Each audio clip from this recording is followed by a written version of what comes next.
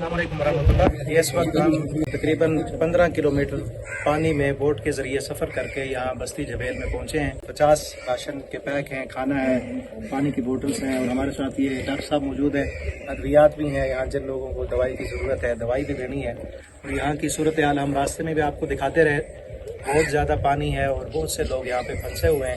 آپ تمام بھائیوں سے بہنوں سے ریکویسٹ ہے کہ ان لوگوں کی جتنی ہو سکتا ہے ہیلپ کریں، راشن کی صورت میں ہو، کھانے کی صورت میں ہو، ان کو ریسکیو ادویات کی ضرورت ہے۔ ہماری پوری قوم کا یہ فرض بنتا ہے، ہم اس ایک حدیث کو ذہن میں رکھ کر یہاں پہنچے ہیں۔ نبی کریم صلی اللہ علیہ وسلم کا فرمان ہے، قیامت کے دن اللہ تعالیٰ فرمائیں گے بندے سے، اے آدم کے بیٹے میں بھوکا تھا، تو نے مجھے کھانا کیوں نہیں دیا تھا؟